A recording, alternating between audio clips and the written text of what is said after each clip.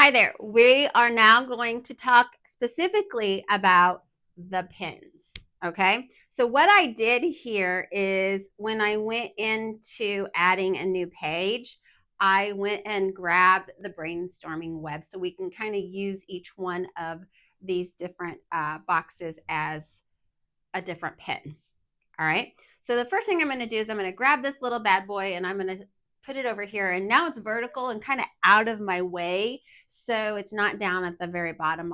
So I can move that to either side. So if I want to move it over here next to me, I can do that really easy. Okay.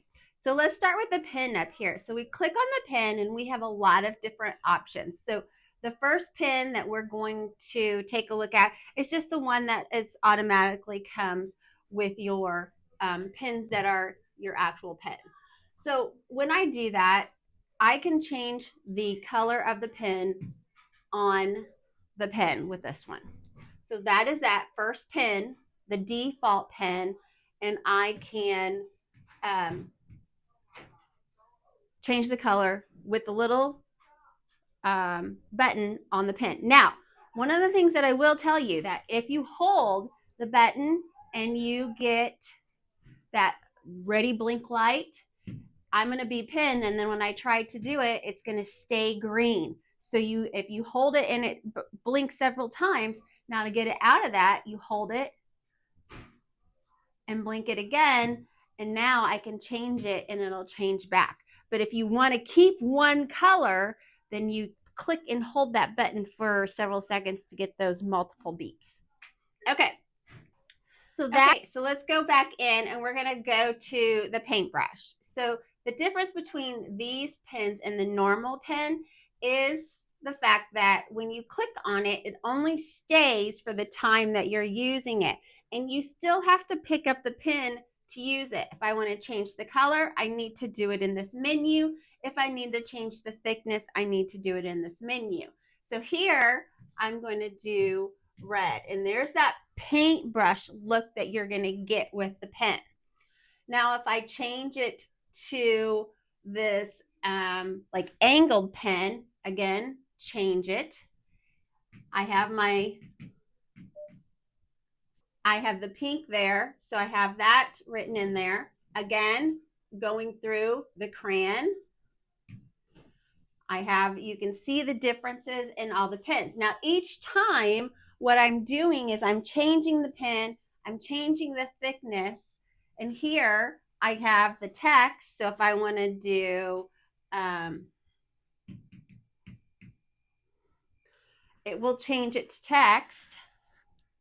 So we have this text now. Now this actually becomes an object, and that we can do all of these different things with as well.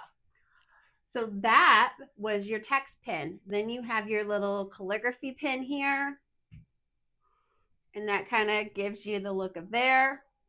And then we have the magic pen. And this is a magic pen. So say I wanted to do something, I wanted to highlight it, but I didn't want it to stay there. So now what you're going to do is you're going to kind of see that fade away. Okay. Very cool, different pens. Now, here's also where you can use your finger. So if I am going to want to use my finger and I want to have multiple kids up here doing different things, what I can do is I can have each kid come up and do a writing as well as being able to use my finger. So I have all of these to use my finger to go through that. This one, remember, because I turned on my finger, is still in the disappearing ink, but the other one was not. So as you are doing that, you have to kind of play around to make sure that you have all of them on the correct one.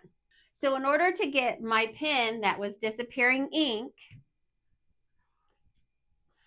removed, what I'm going to do is I'm going to put my pen down, come over to the menu, and turn off that pen. Once I do that, or turn off the finger. Once I do that, it'll default back up to the normal default pen, and then I can change my color needed.